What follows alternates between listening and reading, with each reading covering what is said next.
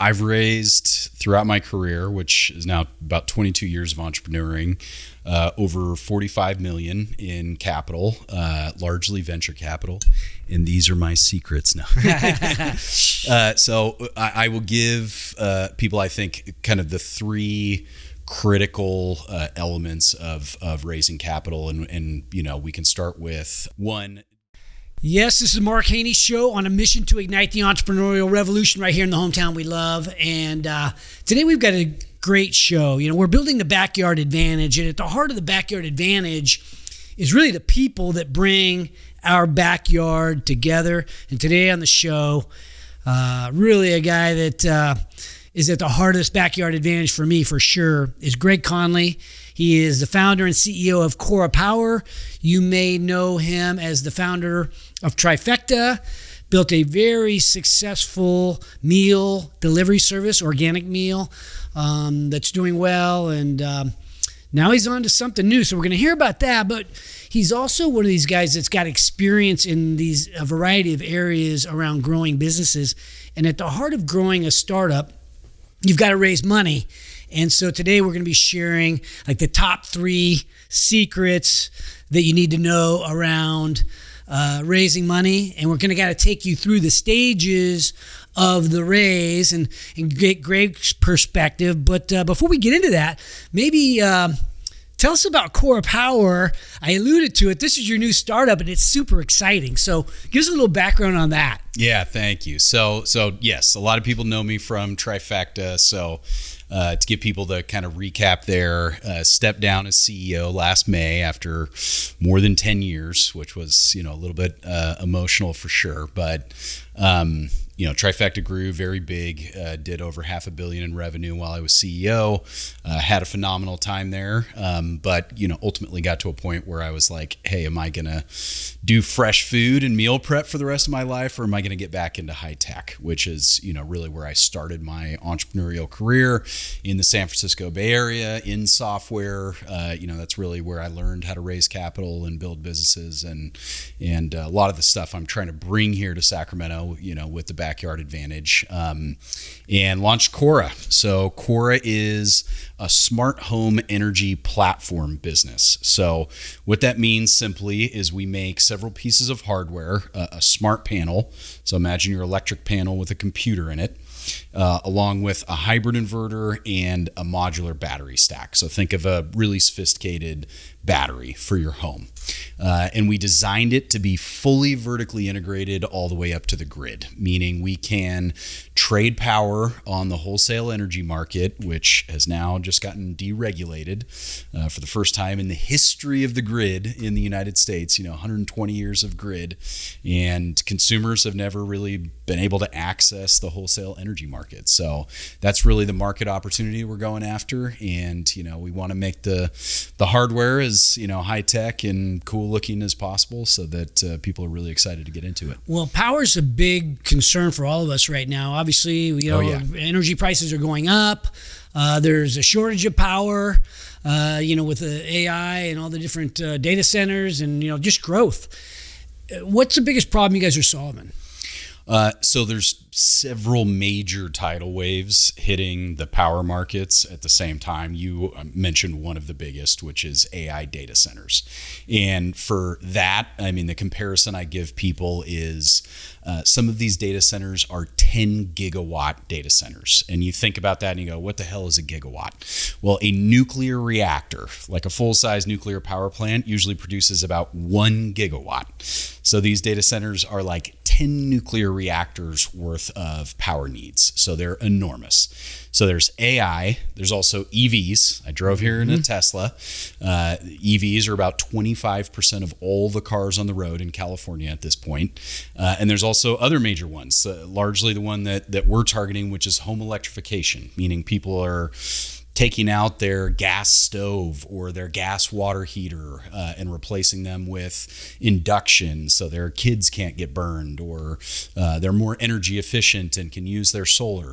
So home electrification is actually one of the major waves as well, and really the one we're going after. Exciting stuff. So you'll actually save the consumer money, and ultimately they'll use power more wisely. Yeah, One of the biggest cliches that is completely true in business is what you can measure, you can manage. And if I asked you how much the various things in your house used right now when it comes to power, I have no idea. Nobody has any idea, because we have a big metal box on the side of our house that's like an 80-year-old piece of dead technology. So that's a big part of our value add for consumers, is they can see where their power's going. I happen to live in PG&E territory. My PG&E bill is now around $2,100 a month. Oh my God. And I have 36 solar panels. I'll bet yours is even bigger out at Haneyville. We have quite a bit of square footage between all the houses and buildings and stuff. So yeah, it's a lot of power. So it's probably enormous. And so yeah, when I was I'm afraid to look at the bill to tell you the truth. when I was like, I'm spending $25,000 a year in power, it just seemed bananas. And I called PG&E and said, hey, how do I get my power bill down?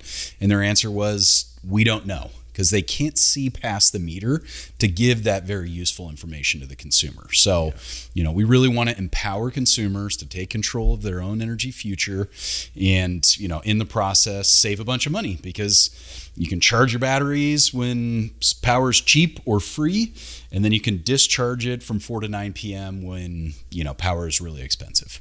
All right, well, let's talk about raising money. I promised our audience that we're going to get not just inspired by Greg Connolly, but we're going to get educated as well. And so I wanted to go through the fundraising journey, if you will, and then at the end we'll share some secrets about that a lot of people don't really think about as top of mind for raising money. So a lot of people, everybody starts at the beginning, right? So with typically bootstrapping at some level, and then maybe you go to your pre-seed round. Maybe talk us through that journey a little bit. Who are our investors, and what's the plan? So I've raised throughout my career, which is now about 22 years of entrepreneuring, over 45 million in capital, largely venture capital. And these are my secrets now.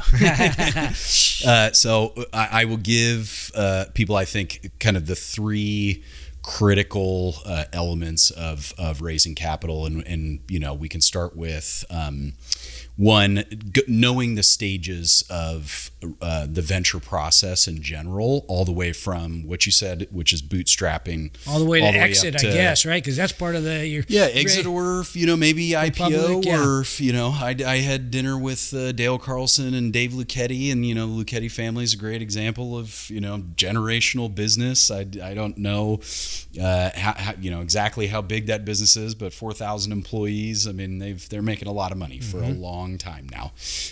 So it depends on what your particular goal is, but today the easiest place for people to start is through a platform like Carta. Carta is going to give you a lot of, so this is my secret number one, is educate yourself and use the right technology. So Carta, I'll give you an example. I just recently joined one of their quarterly update podcasts, where they will give you all the information on valuations that most seed rounds or Series A's, all the way up to Series E's and IPOs, are raising at for your particular segment, for the market in general. So you can see what you should be raising at valuation-wise, how much money people are currently raising. Is it a harder market, an easier market, etc.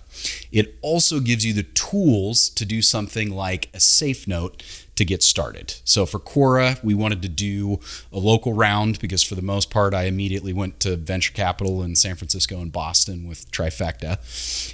And we, wanted to give people, kind of local backyard people, first shake at investing in the business. In order to do that, we raised something called a safe note, which was popularized by Y Combinator, and makes it easy to not fight about valuation early on in the process with investors.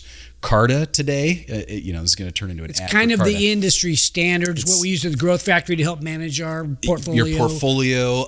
There are other platforms out there. If you want to force Carta to be price competitive, they will, bid against other people. But it can issue the safe note, manage the data room, manage the cap table, all the different elements that you need in order to educate yourself about what's happening in the market with fundraises, and do all of the management within, one unified platform. And my God, did I wish they had something like this 20 years ago. I mean, I know you remember, managing things on spreadsheets and going to lawyers for all the, documentation and everything. It was a nightmare. And you predominantly did convertible notes or seed rounds or bootstrapped. I racked in a bunch of credit cards myself. So yes, the process is much easier, much more professionalized, much more straightforward now because of platforms like Carta. So that would be kind of secret number one, is educate yourself and then use the right tools to fundraise. And then educating yourself, obviously you can educate yourself at some level through Carta. Carta is a great platform. What other ways might I educate myself? So obviously watching podcasts like this, go on YouTube, use AI. I mean, I love Google, but I probably spend far more time on ChatGPT today, probably doing 80 to 100 AI queries a day at this point. So that can be asking about, market economics or your particular industry. And you do want to double check, sometimes the platforms do give you the wrong answer for market research or other things. But, ultimately those tend to be the main areas that I educate myself. I also read a number of books. The one I always recommend is Raising Venture Capital for Serious Entrepreneurs. Phenomenal book. Explains, all the ways to graph out the different ways things can go, because, I forget who it was on your podcast, but someone used the quote, treat equity like gold and not like candy. That's a very common mistake I see, is entrepreneurs will have given away 20-30% of the company to advisors and stuff prior to them even raising any capital, and you have to recap this thing in the first year. Yeah, as investors, we look at it, if you've given away so much of the company, are you really going to be incentivized to take this thing, for the next 5-10 years or to the finish line? Yes. So you have to have your skin in the game. Yeah, they have to have planned out kind of each stage and what's likely to happen at each stage of the fundraise process to optimize to a point where the company's got, you no longer need runway because you've taken off, you have lift, you're producing, enough EBITDA that the business can scale on its own. Yeah. In terms of identifying who your investors are there at the beginning, you're educating yourself. So kind of knowing what type at the seed stage, or excuse me, the pre-seed and let's call it bootstrapping, friends and family area, where should we be looking for the investor as far as the education? Who are the people that invest in these really early stage companies? There are a number of kind of key people I tend to reach out to, but obviously accelerators in whatever particular city you're in. Here in Sacramento, Growth Factory is, kind of a leading player. And then on the VC side, we also have Moneta, who's, kind of like your guys' big brother right now. And angel investors? Yeah, angel investors. There's always angel investor groups. You can look up angel networks. I did a lot more angel investment pitching on previous companies prior to me having a big network. I think that kind of develops over time. But you need to go out to these events and, shake hands, go to charity golf tournaments, be out in the scene, interacting with people. Put yourself out there. Yeah, because that's how you're going to get a lot of those warm introductions. I mean, and I'll give this as secret number 2. Warm introductions, absolutely. I think we got this answer originally from AI. Absolutely are key. Way better than cold calls. Yes. I mean, you going to an angel event and pitching, you may raise some capital from that, but for the most part, I have been blown away by how quickly we've been able to get Kora into the scene and scaling from all of the introductions we made. And I can, I want to sort of vouch for that as somebody who makes investments, I guess for a living. I guess it's my job now to do this. And I get emailed or LinkedIn messaged, I don't know, 5 times a day, I would say on average, of somebody with I have the startup. 10, it could be more. It's just like, I can't even look at them. But if one of my friends makes an introduction, I'm having a meeting with the guy or the woman. Yep. So, it's like zero look. I don't care how sexy the product is. An introduction, kind of regardless of what the product is, I'll take the call. Yes, and I tend to try and triangulate on key people that are going to, on the business development side of the company, that are going to be able to help in that way as well. Like one of the first people that we did actually, give equity to and bring on as an advisor was a guy named Ben Finkler at UC Davis.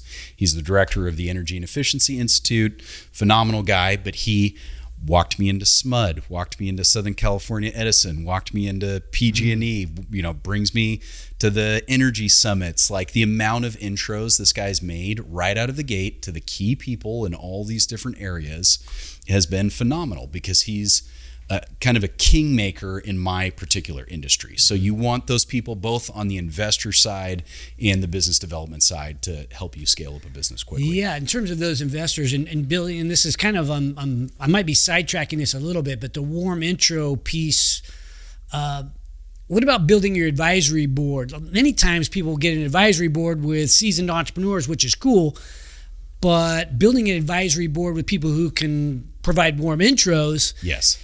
That's a more valuable, because at the early stages, it's just hard to get appointments. It's just hard to get in the door. They don't know about you yet. So if you can have an advisory board or a board that can open doors for you, that's pretty enormous. Yes, and specifically for whatever particular market segment you're in. I mean, this guy literally is a director of a division. I mean, he was making intros to Honda and Panasonic and, major organizations, because they really respect the research that comes out of the UC system. So it automatically gives me a leg in to some of these phone calls. Like Panasonic is not going to take my cold call.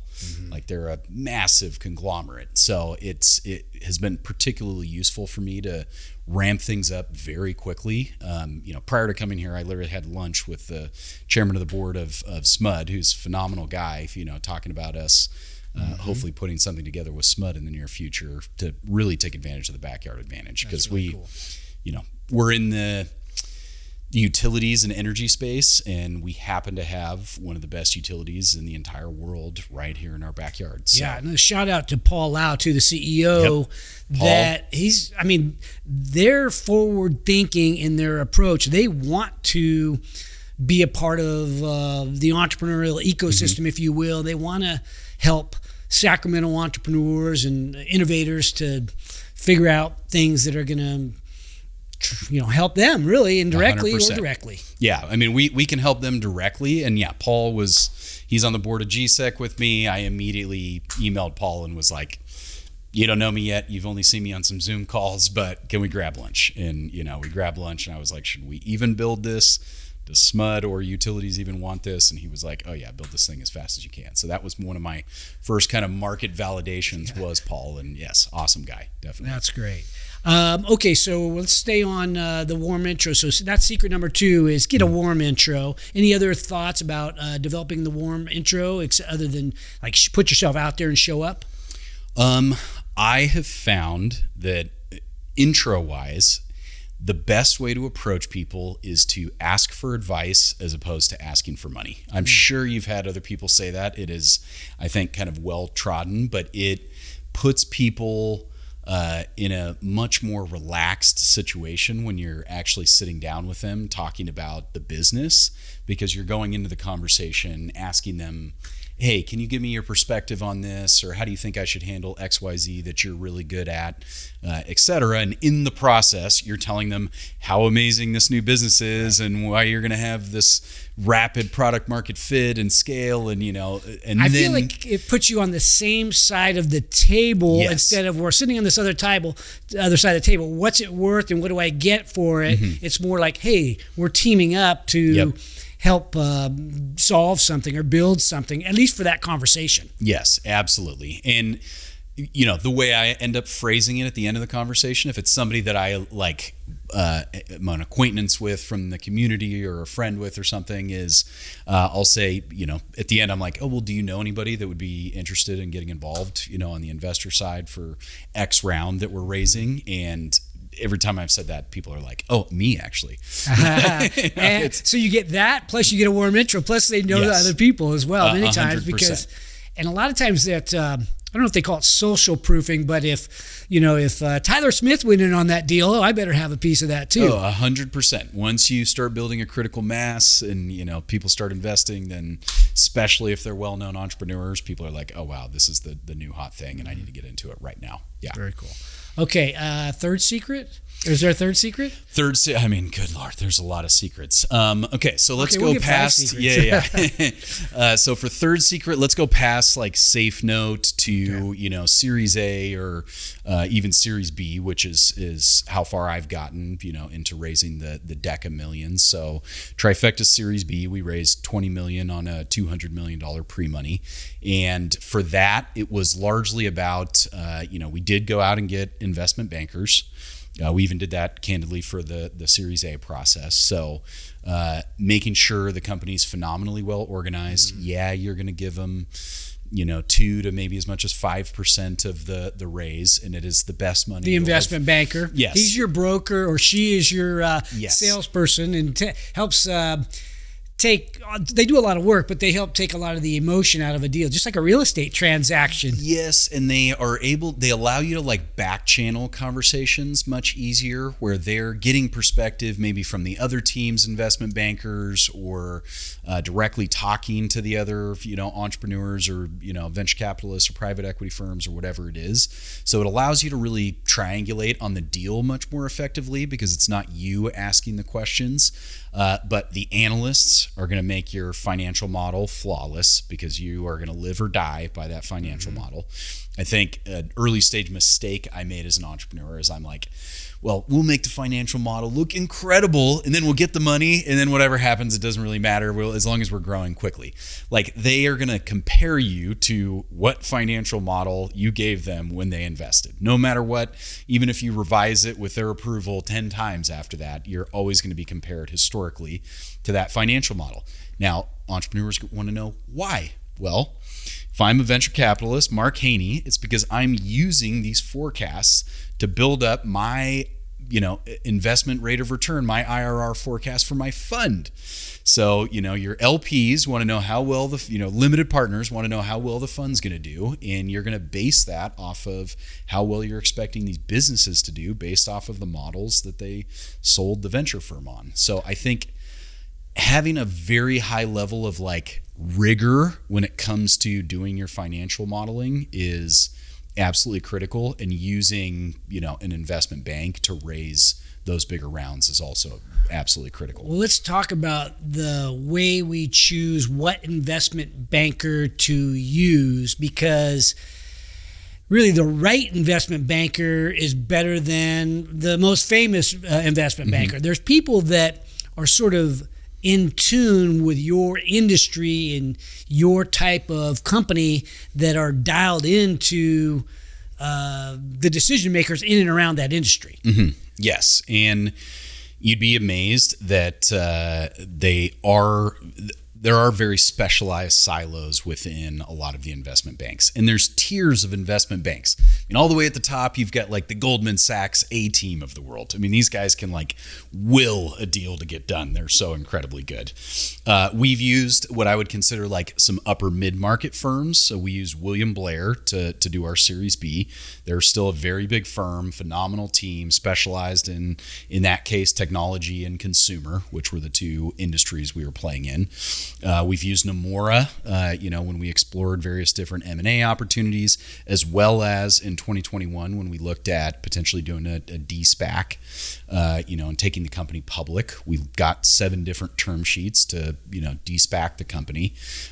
So a lot of different value add areas that, investment bankers can bring, but you want one that's like at the right tier as you. So for our Series A, we used a company called North Point Advisors out of the Bay Area.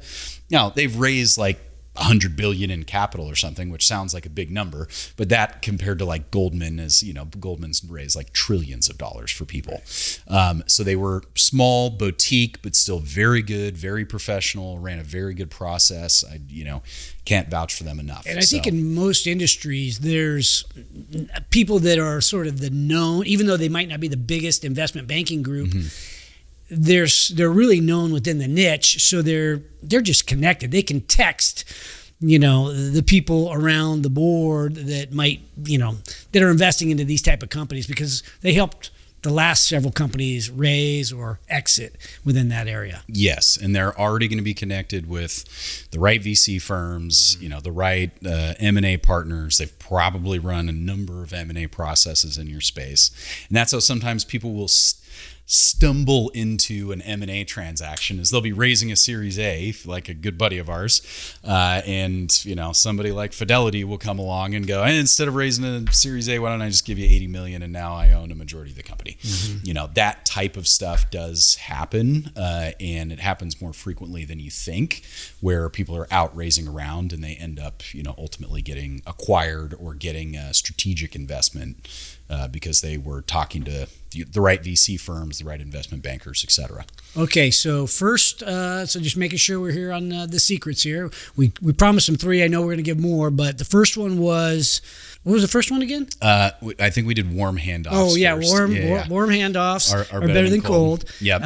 Now we talked about how to pick an investment banker, which is huge. Yes, and I think what we actually did is first. Warm handoffs, I think, were second. The first one was like getting the right tools and platform. That's when we talked about like Carta, understanding valuations in your space. Like, what is a safe note? Should you have a cap? Should you have a discount? Do you have enough credibility to not do it with a discount? A buddy of ours is credible entrepreneur, highly successful, and he's doing his safe note with no discount, and more power to him. He can demand that. If this is your first rodeo, you cannot raise a safe note without a cap and a discount. Don't kid yourself. You got to make it worth it for the investor as well. So I think that is important to know what stage you're at. Don't overprice it. Don't ask for too special of terms if you haven't earned that yet. Yes, correct. Like you will trade as an entrepreneur based on the level you're at, and that was we'll give you top secret number 4. Okay, which was I think AI secret number 3 when we were game planning this. Is investors do bet predominantly on the entrepreneur. I think that is one of the things that's helped me raise this safe note so incredibly quickly. Is I've got a track record. I did $500 million in revenue, while I was CEO at my previous company.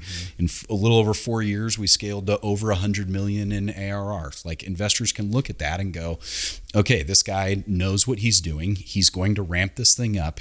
I'm not going to give him money and it's going to disappear into the abyss because he's figuring out as he goes, figuring it out as he goes. So, you're for sure betting on the horse. That's something you, in particular, have talked about quite a bit. I have, and it really, so betting on the horse. Of course, somebody that has a track record like yours is a better bet on average than maybe somebody who has never built a company before. But even as an innovator with a great idea and a lot of passion and conviction, and a communicator and a great storyteller, and somebody that you can tell has humility, that's the type of person we might bet on. It wouldn't necessarily be his idea only. It would be a part of it, but we might bet on his or her, the way they carried themselves and their approach to them.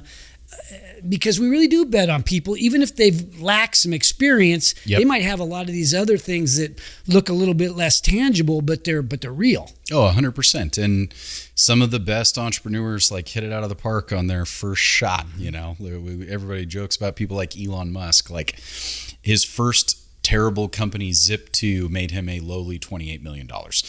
That's still a huge success for, a 20-something-year-old. So yes, I think for a lot of people, prior to them being entrepreneurs, you probably have a phenomenal spidey sense for people at this point. But I can usually tell, meeting somebody, is this somebody that's going to go all in? So if they tell me, I'm going to keep my job and I think I'm going to work on this on, weekends, they can get away with that for the first few months, but eventually you got to jump off the cliff. Nothing is going to make this a success more than desperation. If you're not panicked that you're going to let your team down or run out of money or whatever else it is, that for a first-time entrepreneur, in my opinion, is very mission critical. One of the things you mentioned, spidey sense, and authenticity. I think some people have a knack for picking up people that are BSing them. And of course, these companies are going to pivot. Every startup's going to pivot at least once.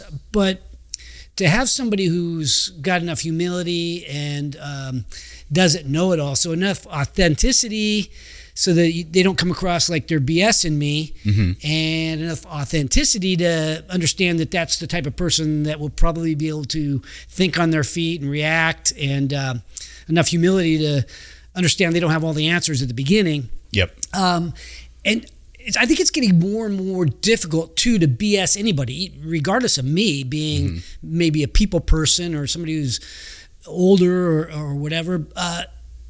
I think with the advent of technology and AI, you can't make false claims because, we're going to do, it's pretty easy to do some amount of research very quickly to see if your assumptions are even in the ballpark. Yep. I mean, I know your partners, Rick and Ali, talk about like Venture OS and Venture AI. Like you can take a deck and just feed it into Gemini or ChatGPT or something else and be like, okay, what hard questions should I ask about this? What concerns should I have about this business? Does this financial model, make sense based on the standard unit level What question economics? should I ask to see if this person is bullshitting me? Yes. I mean, I literally ask AI questions like that. And, you oftentimes get like very valid and relevant answers. So yes, I do think that is quite a bit harder for, BS artists, but, you're going to filter a lot of those people out anyway. What I do think it does do, though, is give entrepreneurs an advantage to absorb a ton of information very quickly. I mean, that one of the biggest differences with Kora, like I was a software guy, I can write some code, et cetera, but getting into hardware, I mean, that's a whole different level of technology. I mean, there's little printed circuit boards inside this mic that we're using right now. And for devices like we're making, these are very sophisticated devices. And I'll literally be in engineering meetings and they'll use some acronym or talk about, some resistor, metrics. I'm just like, in ChatGPT, not interrupting the conversation to get them to constantly explain things to me. I've got AI explaining things to me continuously in the background. So I'm following along with all the engineering conversations and hugely educating myself on the industry, the technology in the space, competitor research, even potential opportunities for the future. I've asked AI like, hey, what are some, market holes in this particular space that nobody's currently addressing that could be major value add? And it will give you sometimes very clever, answers based on the information out there. So, very much so. So yeah, hugely powerful tools. I'm sure everybody's talking about AI at this point, but it is undoubtedly something that is going to help you in your fundraising journey in a major way. Okay, I'm going to come up with a fifth secret. This is one that I stole from a mutual friend of ours, Brandon Brown. And he was talking. Yeah, he built Grin, and that's a company that scaled really well in influencer marketing, and he raised money. Yeah, I think he raised Series B. $180 million. Yeah. So he did a nice job. And the one thing he said, he didn't phrase it exactly like this, but treat it like a sales process, and treat the fundraise as a process, a sales process, which I think in some ways means it's a numbers game. So there are a lot of touch points and a lot of communication and things like that when we go to make some of this stuff has a long sales cycle. So begin the touch points early on and do all the follow-up throughout time so that you treat this almost like a long sales process with everybody that's in this investment pipeline, if you will. And so I always thought that was interesting, that it really is a sales process and kind of a numbers game at some level. All the other stuff matters, but it takes a lot of hits at some level to get the best opportunities to come. 100%. And the way the hits where you do get a no, because even on Kora, I've gotten some no's from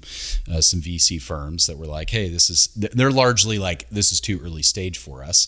My response to that isn't like, oh, okay, well, thanks for your time. It's, hey, do you mind if I send you quarterly updates so you can follow along in the journey, et cetera, et cetera. And 100% of them have been like, absolutely, when you guys get traction and are raising a much bigger Series A or B, we love to cut bigger checks. We love to get involved at that stage. So I think it is a numbers game in the beginning when it's like a safe node or a seed round or even maybe a Series A. You're going to be doing a lot of the numbers game stuff yourself as the entrepreneur, or partnering with an early stage, VC, fund like Growth Factory to do a special purpose vehicle or, some other way to raise capital for the business. Or if you do, later stage, like we mentioned, if you're working with an investment banker, that is where I think a long time ago, I learned the process in like great detail from working with investment bankers, because they're going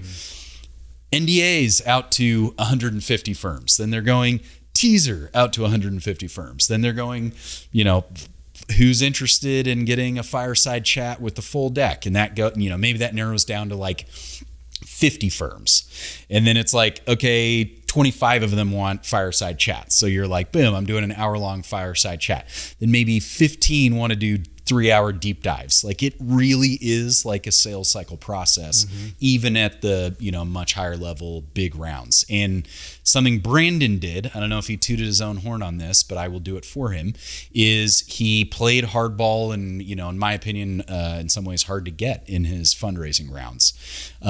So when venture capitalists or private equity firms feel like this is a hot deal that they want to do and someone else is going to snake it from them, that is where you have like the highest probability of driving up the valuation of that particular round. Now, I still suggest people pick the right partner, even if it's taking a $30 million haircut on valuation or something. But for most people, driving up the valuation is important at those later stage rounds. The other thing I've seen is, as an early stage investor, is that the companies that communicate well with their investors, right? When the lines of communication are open, when there's regular updates from the startup to the investor, that there's a trust that builds. It's almost like part of the sales pipeline, if you will, because a lot of times you might go get your pre-seed round. Some of those same people might go into the seed round. Some of the seed round might go into the Series A. And at some point, we may drop out, but those first couple, 3 rounds, you might have your current investors, there might be 20 of them, and you want to keep them all engaged in case you decide to offer it up for them to invest in future rounds or need them to invest into future rounds. So to me, that's part of the sales process almost, is expect as part of your fundraising journey to be staying engaged with those initial investors, because they're part of the future and they're part of, what other people might use for due diligence as well. And they probably have carved out part of the fund for follow-on rounds. So you could probably tell people what percentage is normal. What I've seen is it's usually like 30-ish% of the fund. So for entrepreneurs, you got to think of it as like 70, let's say a fund has $100 million in it. 70% or 70 million of the fund is going for initial investments, and then 30 million is for them to double down on winners. They want to pick the companies. David Sachs says it best in the All In podcast. He's like, let your winners ride. Like, you want companies that are killing it to be the ones that you're doubling down on. That's how you ultimately drive more returns for the fund. I mean, I don't know if it's public knowledge, so I won't name names. You can name names if we can. But recent company in the Growth Factory Ventures portfolio in Fund 1 has already sold, which is a very early exit for such an early vintage. But I believe you guys doubled down on them, correct? Yeah, we were the first check-in. We sat right over there, the first meeting, and first check-in, and then we continued to take our pro rata rights, maybe plus a little along the way, and so it was a good investment for the Growth Factory. But I don't know if we're able to announce that yet either. But yeah, we want to double down on our winners in terms of that strategy as a venture capital firm. I think it's a super common venture capital strategy, is to sort of double down on your winners. Yeah. So that's something that I would just have in the back of your mind as an entrepreneur is like, know that there's a high probability that your previous investors are going to be interested in investing more as the business scales up. Because now you've done what you said you were going to do. I mean, that's like the most attractive thing an entrepreneur can do for an investor is you're like, hey, we were going to go from 0 to 100 million in 2.5 years. And then you do it. You're going to have so much more credibility with people. Okay. So we've talked about the secrets. We got to 5 or 6 and they're kind of mixed together, but because I, derailed the convo a little bit, but what are the mistakes? Maybe go top 3 mistakes that you see founders making in that fundraising journey. I have a couple that come to mind, but I'm kind of like, what do you see? I would say, some of them are the inverse of what I've said. So, people not educating themselves on how much they should be raising and at what stage and how much money they're actually going to need.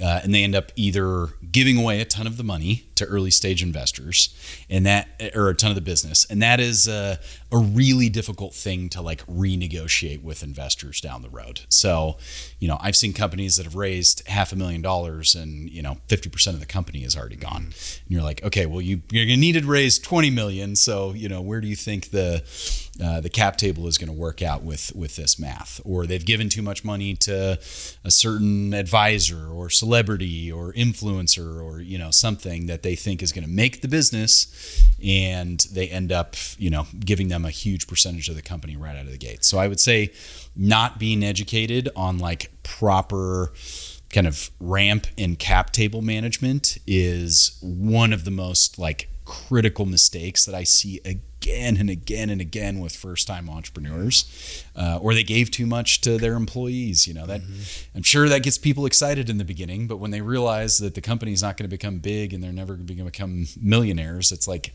who cares how many shares you have? Yeah. One of the mistakes that I see is occasionally is taking money from just anyone because it's a $25,000 check or whatever. But some investors can be can be kind of a headache. Oh yeah. Yeah. They're just sort of, or maybe you get them on your board and they're just a headache and you've got to deal with that headache. It's like being married at some level because they own part of your company. They're investors. So they have rights and so on. So it seems to me that some vetting process around who you take the money from, be somewhat discerning. Oh, extremely discerning, especially if it's big money. So I've had, I had a guy, and we won't name names here, but he was a board observer. So he wasn't even a director on the board, who was the loudest guy in the room as a board observer. And he almost, made the board meetings very, pretentious and argumentative, even though he wasn't actually a director. And I never would have thought as an entrepreneur that an observer could have like that type of influence. Don't forget, we're just a small business here trying to get it done. 100%. And you know how the sausage is getting made, so don't cause problems. Work with us. Yeah, it's if you have somebody like that is just a challenging personality, if they are a director or an observer or even an employee, like you've got to figure out a way to, either avoid that in the future or buy them off the board or, do whatever in particular to, make it a different scenario. So yes, choose your partners very closely. I know people have said it a million times. It's absolutely a marriage, especially when people have put hundreds of thousands to millions of dollars in. One other challenge or mistake, I'll call it an underestimation, is people tend to underestimate the amount of bandwidth that it takes as an entrepreneur to raise money, the way that it consumes you, or even if you're going to sell your company, your business needs to keep running and growing and doing what it's supposed to do while you have this major, what some people might view as a distraction. It's actually very, very important that you give that a lot of your attention, if not the lion's share of your attention during this process, because it's in a fundraising scenario, it's kind of ongoing typically, but you have to expect it to consume you. So build your life and your business in a way that you don't let that get the best of you. Yes, and I think that's a great example of major mistake that entrepreneurs make is it's really a whole second job to raise capital, and it's even more difficult in like the bigger rounds. So for Trifecta's $20 million Series B, like that process was probably a 4.5, maybe 5 month process. And that was fast. Like we were hustling, nights, weekends, you name it, to get all the cohort analysis and reporting and financial modeling and all of that done as the questions came up. But during that, 4 to maybe as long as 12-month time period that you're raising capital, the investors that you talk to are going to be watching how you perform month over month compared to even the first model that you've given them in the beginning of the process. So for me, that was highly stressful. We were going through an incredible amount of work to actually do the fundraising process. And that's part of the reason I say investment bankers are worth their weight in gold, is they're going to help lighten the load on a lot of the paperwork and spreadsheets and other things you're going to have to put together, even presentations and pitch decks. But you really are going to be judged monthly while you go through the process with an investor or a number of investors to see how you're doing compared to your financial model, even during the process. So yes, highly stressful. Best way to describe it is like Elon's surge mode. Like you got to talk to your wife, talk to your kids, and be like, okay, the next 6 months are going to be rough. We're going to have an amazing vacation at the end, but I'm going to have to work until 2 a.m. I tell people, you have to be a good salesman or salesperson. And the first people you got to sell are the people at home, members, right? Because look, you got to be okay with this. Yeah. That's awesome. Okay, well, I appreciate you coming on the show. Any closing thoughts for entrepreneurs that are in the process of raising or thinking about how they might approach this? Well, I think for sure people should like and subscribe to this podcast, because it's one of the areas that I've learned a tremendous amount is, listening to a lot of the amazing entrepreneurs you bring on here. And you've got, almost 800 videos now on the podcast. It's like an incredible repository of information for the entire, greater Sacramento community.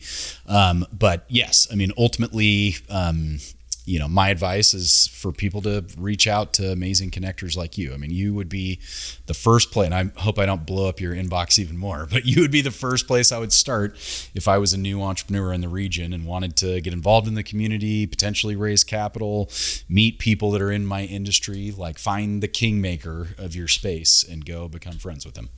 Thank you, Greg, and appreciate everything you've done for me personally. I was an early investor into Trifecta. We're an early investor into Kora. Thank you. And you've done so much to help our startups and the startup community overall in Sacramento. We are lucky to have you here in our region. So thank you. I appreciate it. You betcha. Thanks, Mark. Thanks for watching today's show. My goal for every episode is that you find a takeaway, something tangible you can use in your business today. And if you have a comment about a favorite takeaway, feel free to put it in the box below. And if you have a topic that you'd like me to bring up on the show, don't forget to let me know. And also, don't forget to subscribe to our YouTube channel if you want to learn more about entrepreneurship. Because at Haney Biz, we are always by your side.